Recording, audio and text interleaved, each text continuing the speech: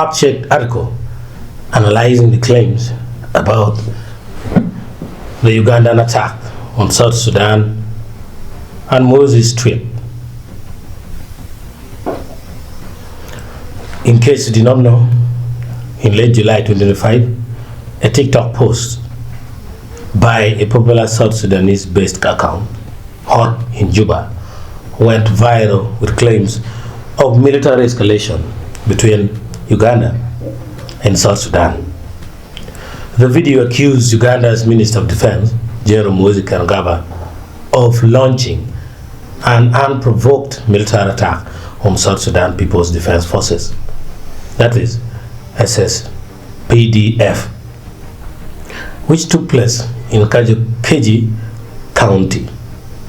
The father alleged that Muhoozi tweeted a provocative military statement shortly after ordering the attack, claiming whatever we have done in Eastern DRC, South Sudan, and Somalia is only a fraction of what we are capable of.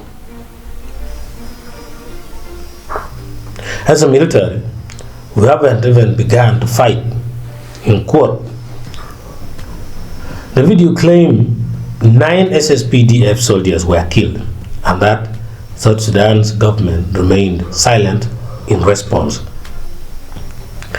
These allegations rapidly spread on social media, fueling tension and speculation between the two nations.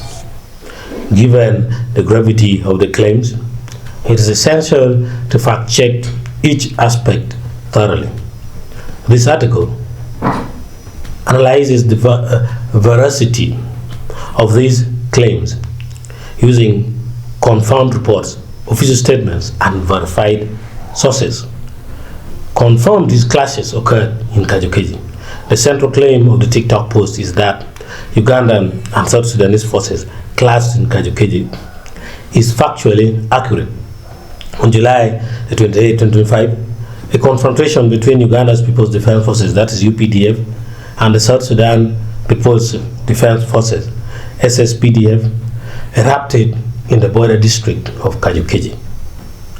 Multiple credible news agencies, including the Associated Press, that is AP, Zinyu, and Radio Tamajuj, reported that the clash resulted in the deaths of at least 5 South Sudanese personnel, comprising soldiers, prison officers, and police officers, and 1 Ugandan soldier. Reports further confirmed that the UPDF accused the SSPDF of illegally crossing into Ugandan territory and settling up camp. When South Sudanese forces refused to vacate, the UPDF responded with force, resulting in armed combat. The South Sudanese side claimed they were still operating within their own national borders, calling the UPDF's actions a surprise attack, mass displacement, and humanitarian fallout. As the fighting intensified, thousands of civilians were displaced from Kajukeji. Humanitarian organizations and church leaders, including the Anglican Diocese of Kajukeji, issued appeals for urgent assistance. Reports estimate that close to 8,000 people were forced to flee due to artillery fire and general insecurity. The incident has since drawn the attention of both regional observers and humanitarian agencies. Muhoozi's tweet, real but miscontextualized. One of the most provocative elements of the TikTok post is the alleged quote from General Muhoozi, which appears to boast about military prowess following the supposed attack. The statement in question reads, "Whatever we have done in Eastern DRC, South Sudan, and Somalia is only a fraction of what we are capable of. As military, we haven't even begun to fight." Indeed, this quote is real. Muhoozi has shared similar statements on his verified social media pages, especially X, formerly Twitter, and where he regularly engages in militaristic and nationalistic rhetoric. However, there is no evidence linking this spiritual tweet to the Kajukeji incident.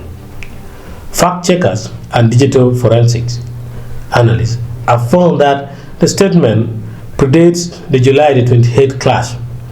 It appears to be part of a broader series of tweets in which Muhoozi has boasted about Uganda's regional military strength. There is no time or timestamp or post from his official X account that directly links the statement to any real-time response to the Kajukeji conflict. Therefore, while the quote is authentic, its connection to the specific military operation in South Sudan is unproven and likely fabricated by the TikTok user to create a more sensational narrative. On the claim of 9 SSPDF deaths, the video alleges that 9 South Sudanese soldiers were killed by UPDF forces in the conflict.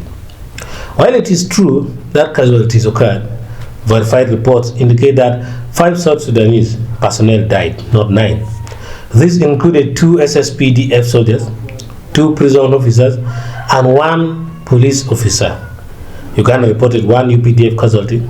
This misrepresentation of casualty figures exaggerates the scale of the incident, and many contribute to unnecessary panic or diplomatic strain. Was Salva Kiir involved? The Post further claims that the Ugandan deployment followed a request by President Salva Kiir Mayardit of South Sudan, who allegedly asked President Museveni to send troops for security purposes. Uganda has historically intervened in South Sudan during times of internal strife, most notably during the 2013 civil war. However, there is no public record, official press release, or diplomatic communication available to confirm that such a request was made in July 2025.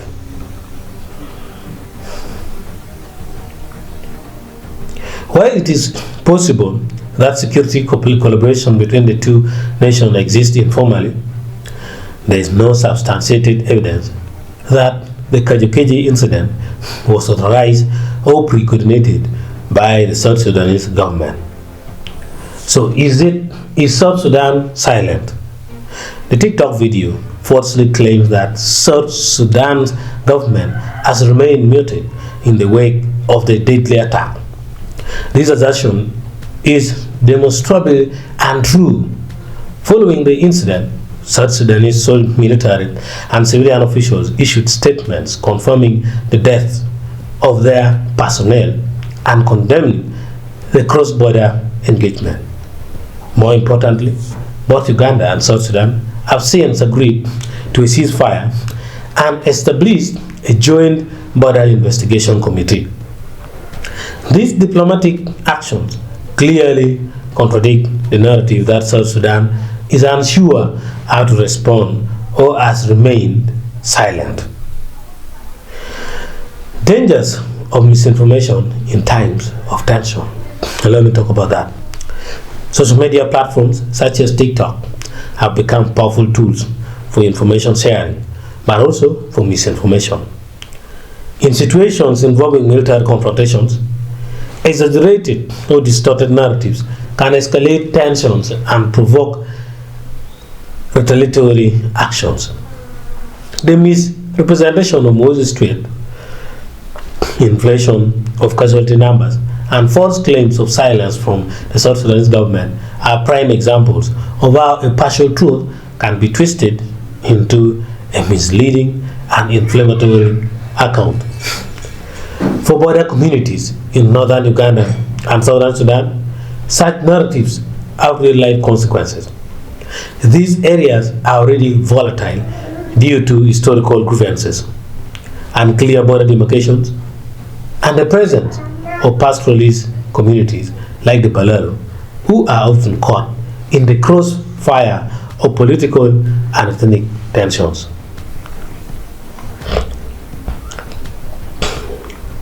In summary, while it is true that an armed confrontation took place between the UPDF and SSPDF in Kajukeji, many of the claims made in the viral TikTok video by Ott in Juba are either exaggerated or misleading.